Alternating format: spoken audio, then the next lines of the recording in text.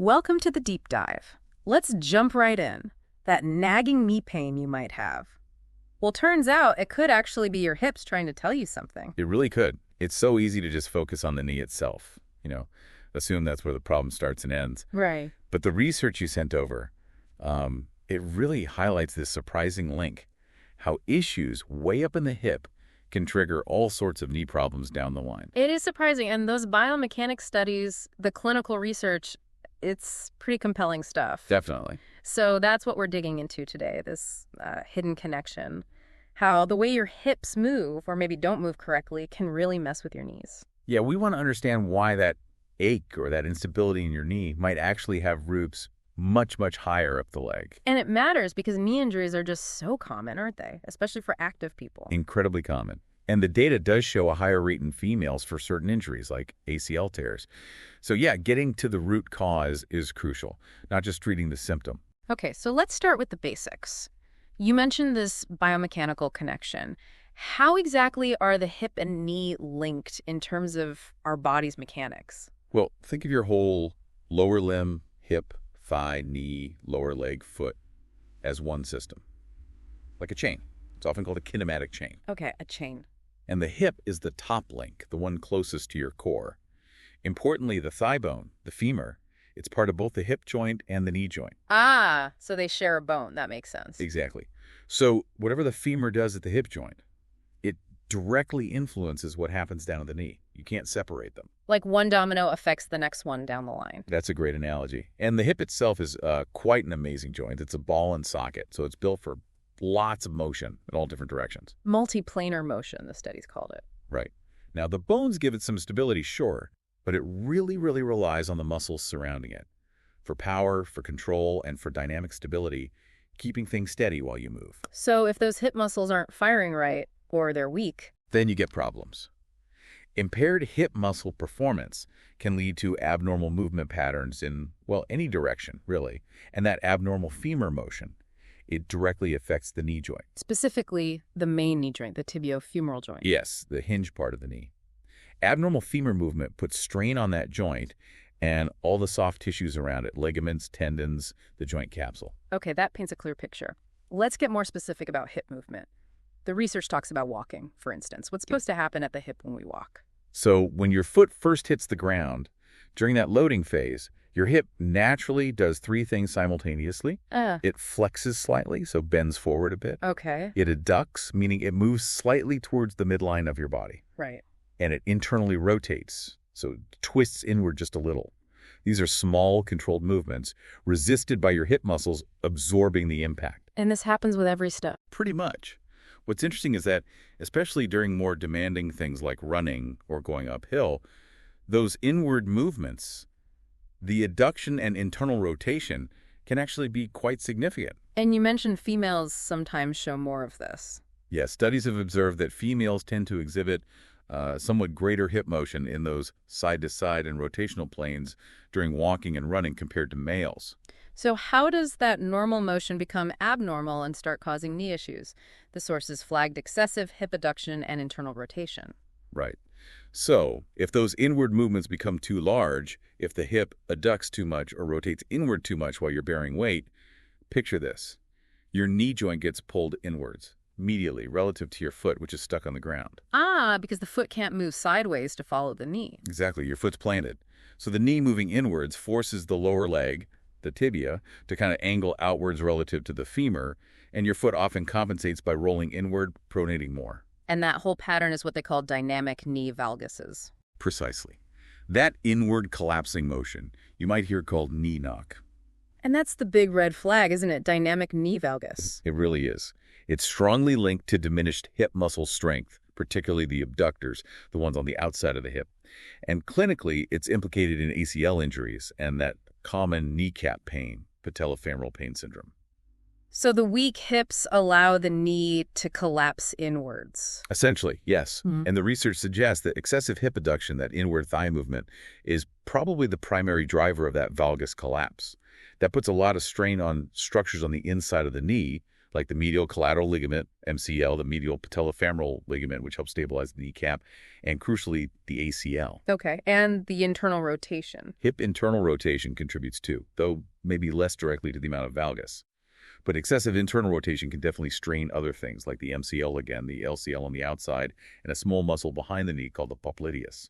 So poor control on both planes is problematic. Got it. So it's the movement itself, the kinematics. But the sources also talk about kinetics, forces. How does that fit in? Good question. Kinematics is how it moves the angles, the positions. Kinetics is about the forces causing or resulting from that motion. Like the impact forces. Exactly. When your foot hits the ground pushes back up. That's the ground reaction force, or GRF. This force creates moments or torques around your joints, including the knee. Your muscles and passive tissues, like ligaments, have to work to counteract these external moments. Okay, and the direction and size of those forces at the knee depend on what? My posture, where my weight is. Precisely. It depends heavily on where your body's overall center of mass is relative to your knee joint. And since your trunk makes up a huge chunk of your body mass, how stable my trunk and pelvis are becomes really important. Absolutely critical. If your pelvis is unstable or your trunk control is poor, your center of mass can shift around. That changes the direction of that ground reaction force vector relative to your knee, and that changes the moments, the stresses the knee has to deal with. Makes sense. The research breaks this down into side-to-side forces and front-to-back forces. Let's start with side-to-side, the frontal plane. It mentions a varus moment. What's that? Okay, so typically when you're standing on one leg or walking, that ground reaction force passes slightly medial to the center of your knee joint, to the inside. Right. This creates what's called an external varus moment. Think of it as a force trying to bow your knee outwards. Ah, like bow-legged. Sort of, yeah. Yeah. And your body has to resist that. The structures on the outside of your knee, like the lateral collateral ligament, LCL, and the IT band, work to counteract it. This also naturally puts a bit more compression on the inside compartment of your knee. Okay, that's normal. How do weak hips make that worse? Well, if your hip abductor muscle, those muscles on the outside of your hip are weak, they can't stabilize your pelvis properly in that side-to-side plane. The Trendelenburg sign. Exactly. Okay. When you stand on one leg, the opposite side of your pelvis might drop down. That drop shifts your whole body's center of mass further away from your standing leg's knee. Increasing the leverage for that outward bowing force. Precisely. It increases that varus in moment, more stress on the outside structures, more compression on the inside, which is why strong hip abductors might actually help protect against medial knee osteoarthritis, that wear and tear on the inner knee. Okay, but what if someone compensates differently, like leaning their body over the weak hip? Ah, the compensated Trendelenburg. So instead of letting the opposite hip drop, they lean their trunk towards the stance leg. Right. This actually reduces the demand on those weak hip abductors, makes their job easier, but it can shift the ground reaction force line to the outside of the knee. Creating the opposite force, a valgus moment. You got it, an external valgus moment.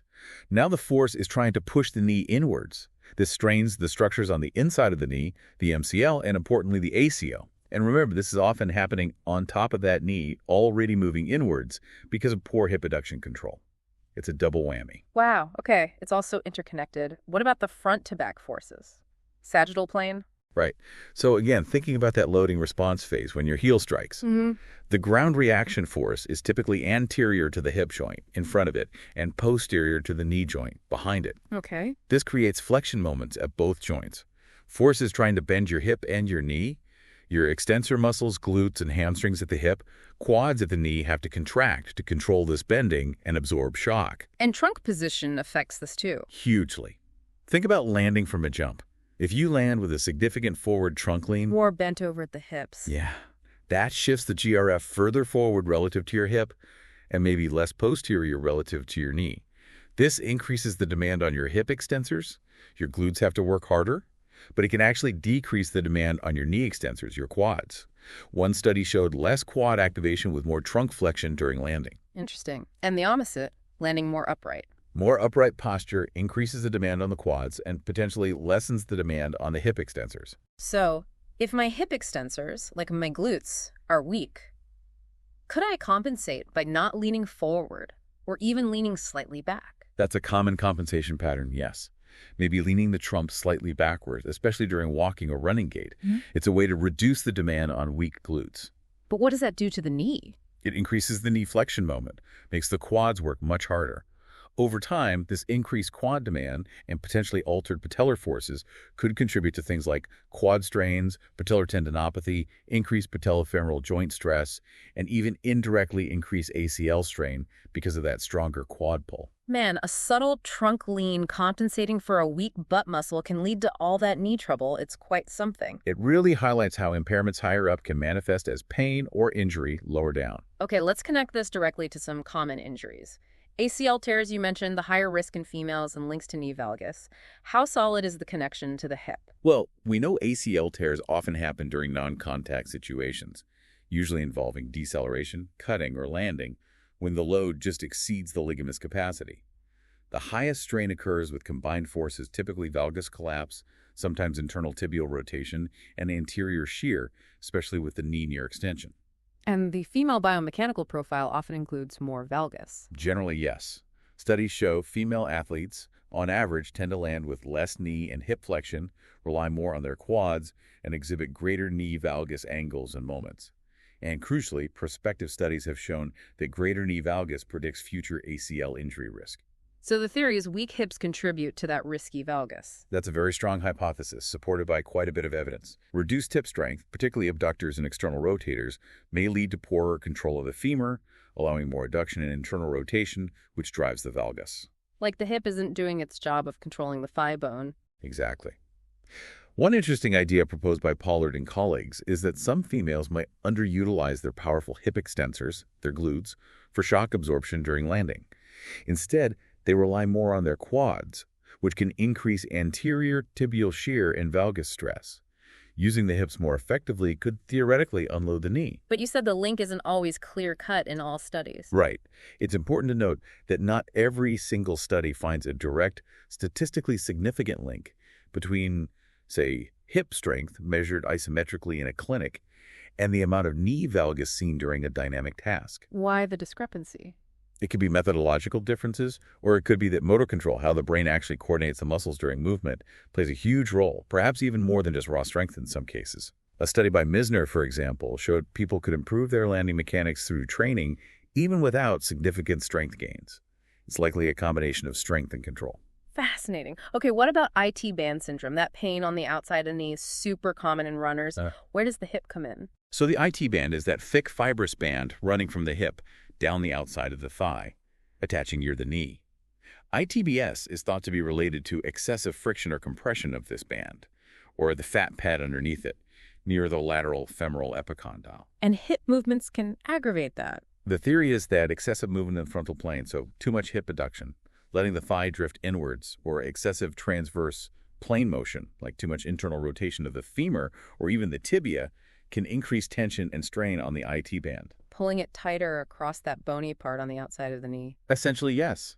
Some research even suggests the rate of strain, how quickly the tension builds up, might be more important than the absolute peak tension itself. And is there evidence linking specific hip movements to ITBS risk? Yes, some good prospective evidence. One study by No Heron followed female runners and found that those who displayed excessive hip adduction and excessive knee internal rotation during running were significantly more likely to develop ITBS later on. So their running form predicted the injury. Exactly. And another study by Ferber found female runners with a history of ITBS showed greater hip adduction angles compared to healthy runners. That supports the link. But you mentioned conflicting findings earlier. Right. There was a study by Grau and colleagues, mostly looking at male barefoot runners, which actually found less hip adduction in the ITBS group. So population differences, footwear, running style, these things can definitely influence the mechanics. It's not always the same story for everyone. What about hip strength in ITBS? There's clinical evidence there. Fridrikson's classic study found runners with ITBS had significantly weaker hip abductors on their injured side compared to their uninjured side and compared to healthy runners. And strengthening helped. Yes, a targeted hip abductor strengthening program allowed many of them to return to running pain-free. That's pretty compelling clinical data. But again, not all strength studies agree. Correct. That Grau study, for instance, didn't find significant hip strength differences. But importantly, their subjects were tested when they were asymptomatic. So maybe the weakness is present during the painful phase, or maybe it's more complex. We really need more studies that measure hip muscle performance and detailed running kinematics and kinetics together in people with ITBS. It really highlights the need to look at the whole picture. Okay, let's shift to the front of the knee. Patellofemoral pain, or PFP, kneecap pain. Super common too, right? Extremely common, especially in active people, and again, often more prevalent in females. And the traditional thinking was it's all about the kneecap itself not tracking right. Historically, yes. The focus was on maltracking the patella, supposedly moving incorrectly in the groove on the femur, the trochlear groove. Interventions often targeted this, directly taping the kneecap, bracing it, trying to strengthen the VMO, the inner quad muscle, to pull it medially. But the hip connection changes that view. It adds a crucial layer, yes. Given that the patella articulates with the femur, it makes sense that how the femur moves underneath the patella would be really important. Especially during weight-bearing activities. Exactly. A lot of the early tracking studies were done non-weight-bearing, or with the femur artificially stabilized. But when you look with dynamic imaging, like dynamic MRI, during tasks like a single-leg squat, What do you see? Powers and colleagues showed something fascinating. In people with patellar instability, what looked like the kneecap tilting and sliding laterally was often primarily due to the femur rotating internally underneath a relatively stable patella. So the thigh bone is twisting inwards, making it look like the kneecap is going outward. Precisely. The patella is somewhat anchored to the tibia via the patellar tendon and the quad muscle group, so it can't always follow the femur's rotation perfectly. Other studies, like Sousa's, have backed this up, finding excessive femoral internal rotation in females with PFP during functional tasks. And controlling that femoral rotation could help the pain. That's the idea. If you can minimize excessive femoral rotation, you might improve how the patella sits in the groove, potentially increasing the contact area and reducing peak stress on the cartilage. Makes sense. How else can hip mechanics affect kneecap forces? There is mention of the Q angle. Right. The Q angle describes the line of pull of the quadriceps relative to the patella tendon. There's naturally a slight outward pull on the patella because of our leg alignment. Okay. Now, if you have excessive dynamic knee valgus, that inward knee collapse we keep talking about, driven by hip abduction or tibial abduction, it effectively increases this Q angle during movement. The dynamic Q angle gets bigger. Yes. And studies have observed this greater dynamic Q angle in females with PFP during things like stair descent. This increased lateral pull is thought to increase pressure on the outer part of the patellofemoral joint, which could contribute to pain. But like with ITBS, the research specifically linking hip movements to PFP is a bit mixed. It has been somewhat inconsistent, yes. Some studies find increased hip internal rotation in PFP groups. Others find increased hip adduction, but maybe less internal rotation, and some find no significant kinematic differences during certain tasks, like stair descent in one study. Why so variable? Again, could be methods, could be task differences, or it could just be that PFP isn't one single thing. Different people might have different underlying movement impairments contributing to their pain. However, a prospective study by Bowling did find that greater hip internal rotation during a jump landing task predicted who would later develop PFP. So there's some predictive evidence there. What about hip strength in PFP? Is that more consistent? Much more consistent. A systematic review and several recent well-conducted studies consistently show that females with PFP tend to have weakness in their hip extensors, hip abductors, and hip external rotators compared to controls. All the major hip muscle groups seem weaker. Pretty much, yeah. And one study even found that hip external rotator strength was specifically predictive of how well people function day to day. Now, these are mostly retrospective studies, right? So we can't definitively say the weakness caused the pain. That's the crucial caveat, yes. Correlation doesn't equal causation. The pain could lead to disuse and weakness. However, the consistency of the findings, combined with the fact that rehabilitation programs focusing on hip strengthening often yield good results for PFP. It strongly suggests the hip weakness is clinically relevant. Exactly. We definitely need more studies looking at strength and kinematics together in PFP patients, using more functional strength measures. But the evidence points strongly towards addressing the hips. Okay, so bringing this all together for clinical practice or for someone listening who wants to address their knee pain, what are the key action principles based on this hip connection? Well, given all this evidence showing how hip impairments can negatively affect knee mechanics, it really seems beneficial to include interventions targeting the hip, even if we're still waiting for more definitive large-scale trials for every single condition. Two broad principles really emerged from the research. Okay, what's the first one? Pelvis and trunk stability. We talked about how aberrant trunk movements, like that lean, are often compensations for hip weakness or poor pelvic control. Right, the core stability connection. Exactly. Your hip abductors are key for stabilizing the pelvis side to side. Improving their performance can lead to better pelvic alignment and potentially reduce those excessive side-to-side moments at the knee. We also need to consider the muscles that control pelvic tilt, front to back. The glutes, hamstrings, and abdominals, resisting an excessive forward tilt and potential tightness in the hip flexors pulling it forward. Because that forward pelvic tilt can lead to compensations too. Yeah, like that posterior trunk shift to keep balanced, which we said increases knee extensor demand. It can become a cycle. And remember, dynamic trunk stability really relies on having a stable pelvis underneath it. So core programs need to integrate dynamic pelvic control, especially since impaired trunk control itself has been linked to knee injury risk. Makes total sense. Stabilize the foundation. What's the second principle? Dynamic hip joint control, with a particular focus on improving gluteus maximus performance. The main butt muscle. Why the specific focus there? Because we know the hip often tends to collapse into adduction and internal rotation during weight-bearing activities like running and landing. The gluteus maximus is uniquely positioned to control this. It's a powerful hip extensor, obviously, but it's also a strong external rotator working with the deep hip rotators. And its upper fibers can help abduct the hip, moving it outwards. So it works in all three planes to stabilize the hip. Exactly. Unlike the gluteus medius, which is primarily a frontal plane side-to-side stabilizer, the glute max provides significant control in the sagittal, front-to-back, frontal, and transverse rotational planes. This makes it crucial for protecting the knee from those adverse proximal influences. And you mentioned earlier it might help unload the knee, too. Yes, that Pollard study suggested that better utilization of the glute max for hip extension during deceleration could reduce the compensatory reliance on the quads, potentially lowering stress on the knee joint and ACL. Is there anything that makes it harder for the glute max to do its job? Well, research shows that its ability to generate torque, particularly for external rotation, can decrease as the hip bends into deeper flexion. The glute medius torque also decreases with more hip flexion. So controlling the hip and pelvis becomes even more challenging during activities involving deeper squats or landings. That's right. It requires even better neuromuscular control and strength when the joints are in those more flexed positions. This has been incredibly enlightening, really drives home that key takeaway. Problems starting at the hip can absolutely influence the health and mechanics of your knee. Without a doubt. This deep dive has, I hope, really illuminated that intricate relationship, how issues that seem distant can directly contribute to knee pain and injury risk. So for anyone listening who's dealing with knee issues, it seems essential to at least consider this connection. Think about your hip strength, your movement control. Maybe it's not just about the knee. It really could be.